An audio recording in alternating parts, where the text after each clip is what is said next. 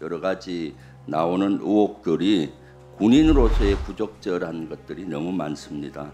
그러면은 해군 작전 사령관 당시에도 주식 거래를 하셨네요. 작전 사령관일 때 한 5번인가 한 걸로 기억하고 있습니다. 해군 작전 사령관은 우리 바다를 사수하고 책임져야 되는 사령관인데 어떻게 해군 작전 사령관으로서 주식 사수에 몰두하고 계세요? 그날 후보자님은 오후 1시 18분에 태릉에서 골프를 치셨어요. 왜 골프를 사수하셨죠? 이때도 그러면 직책이 국방부에 있어서 쳐도 된다라고 생각한 모양이죠? 그렇지는 않습니다. 그때도 상황을 봐가지고 판단을 하는데 그때 판단을 하고 나가는 걸로 기억하고 있습니다. 누구하고 치는지는 잘 모르겠습니다. 본 의원은 그동안 합참의장은 능력과 도덕성 검증 중에 도덕성 검증은 군의 진급체계에서 다 걸러졌다고 보고 능력 위주로 했는데 이번에는 아주 당황스러워요. 여러 가지 나오는 의혹들이 군인으로서의 부적절한 것들이 너무 많습니다. 후보자님은 주식 투자, 직접 투자를 언제부터 했습니까? 21년 5월 3일부터 시작한 걸로 알고 있습니다. 최근에 마지막 그 거래는 언제 했습니까? 23년 5월 경우로 알고 있습니다.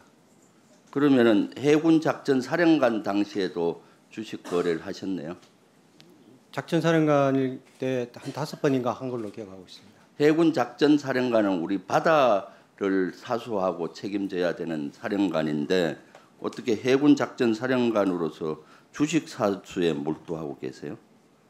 이것은 아주 부적절하다고 봅니다. 군인의 태도로서. 후보자님 어떻게 생각하세요? 고위공직자로서 부적절한 고위공직자가 아니라 해군 작전 사령관으로서 주식 투자한 걸 어떻게 생각하시냐고요? 죄송스럽게 생각합니다. 네. 그리고 후보자님은 저는 군인은 골프장 군 골프장에서는 골프를 할 수 있다라고 생각하는데 쭉 검토해 봤을 때 너무 부적절해요.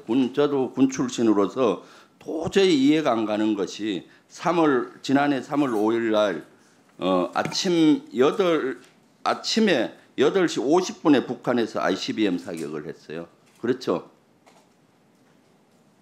그날 후보자님은 오후 1시 18분에 태릉에서 골프를 치셨어요. 왜 골프를 사수하셨죠? 이 상황이 되면 대부분 군인들은 골프를 취소하거든요. 네, 저희들도 골프장에 갈 때는 보장이나 금지 사항이 있느냐 아니면은 문제가 있느냐를 다 체크하고 가는데 아마 그때 체크했을 때 특별한 게 제한 사항이 없다고 누구랑 쳤습니까? 그때 친 인원하고는 제가 확인을 하지 못했습니다. 아니 동료 군인들하고 쳤습니까? 민간인하고 쳤습니까? 아마 골프 이 상황이면은 장군, 장성, 제독이면은 스스로 판단해서 안 치는 게 관례예요. 저도 이것은 기본 중에 기본인데 보좌관한테 물어서 제한 사항이 없어서 쳤다. 그건 적절한 답변이 아니에요. 피치 못하게 취소 못할 사유가 있었을 것 같은데 그건 뭡니까? 그때 같이 동반한 인원에 대해서는 제가 확인을 못했습니다. 그래서 행사가 어떤 게 있었는지 그 부분까지는 확인을 못했습니다. 이때도 그러면 직책이 국방부에 있어서 쳐도 된다라고 생각한 모양이죠? 그렇지는 않습니다. 그때도 상황을 봐가지고 판단을 하는데 그때 판단을 하고 나가는 걸로 기억하고 있습니다. 누구하고 치는지는 잘 모르겠습니다. 북한에서 ICBM급 도발이면 엄청난 도발이고 NSC도 열리고 국방위에서도 파악하기 위해서 하는데 이런 것들은 아주 부적절하죠. 후보자님 어떻게 생각하세요? 어쨌든 가서 상황을 제가 정확하게는 모르겠지만 어쨌든 그런 상황이 있었다면은 취소하는 게 적절할 거라고 판단합니다. 있었다면이 아니라 있었잖아요. 있었다면입니까? 있었답니까? 취소하는 게 적절하다고 생각합니다. 그 군인의 말은 명확해야죠. 있었다면에는 가정이 아니지 않습니까? 이건 이미 언론에 다 공개가 됐던 내용인데 그다음에 학폭 피해에 대해서 한번 질문을 하겠습니다. 학폭했을 때 그 피해자가 군인 가족이었습니까? 군인 가족 자녀였습니까? 지금 어제 확인한 걸로는 6명 전체 7명 전체가 군인 가족은 없는 걸로 확인했습니다. 피해자 중에는 없는 걸로 확인했습니다. 없는 걸로 확인했어요. 네. 그런데 사실은 지도자나 또는 청문회 후보자 중에 가장 중요한 덕목은 거짓말을 하지 않는 건데 여기에서 보면은 인사검증단에서는 여러 번 질문을 했었는데 본인은 몰랐다라고 답변을 했는데 맞습니까? 네, 맞습니다. 여러 번 질문했는데 본인이 어떻게 모르죠?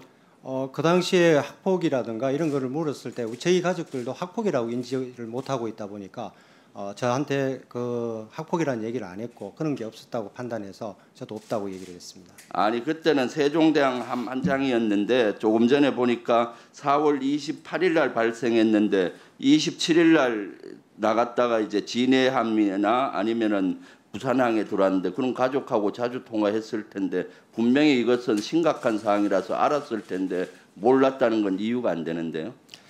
작전이 계속되고 있었는데 아마 가족들이 제가 또 군인이고 지금 그 주요 임무를 수행하다 보니까 그 부분은 전체를 다 종결이 되었기 때문에 간단하게 저한테 인포를 했을 수도 있지만 제가 기억을 못합니다.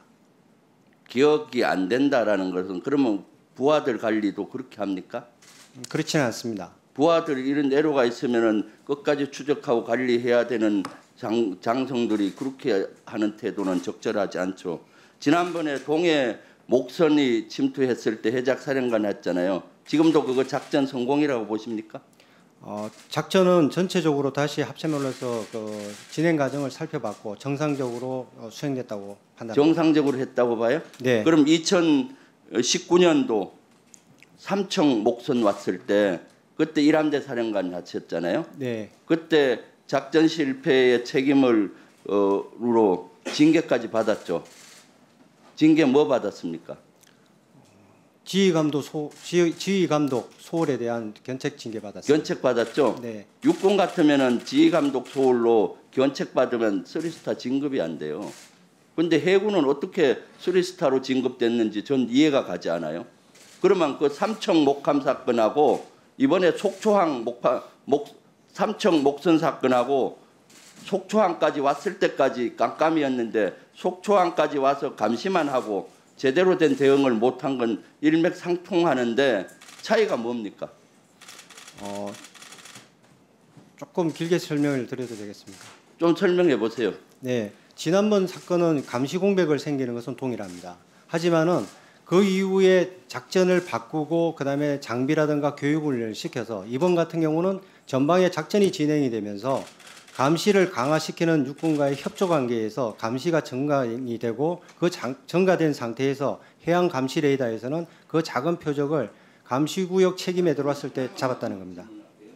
그날 동해 목선 들어왔을 때 해작사령관은 몇 시에 인지했어요? 목선이 들어왔다는 걸? 그거는 신고 들어오고 7시 전후로 제가 그 일함대 사령관부터 전화를 받았습니다. 그것이 문제죠. 가정에 이미 우리 NLL이 넘어와서 7시간 이상 대회했는데도 7시에 해작사령관이 알았다. 그 문제죠. 주식 투자 이런 거에 정신이 빠지고 국가 안이 노식조사해야 되는데 그렇지 않으니까 7시간 후에 해작사령관이 알았다는 것이 정상이라고요? 추가 질의하겠습니다.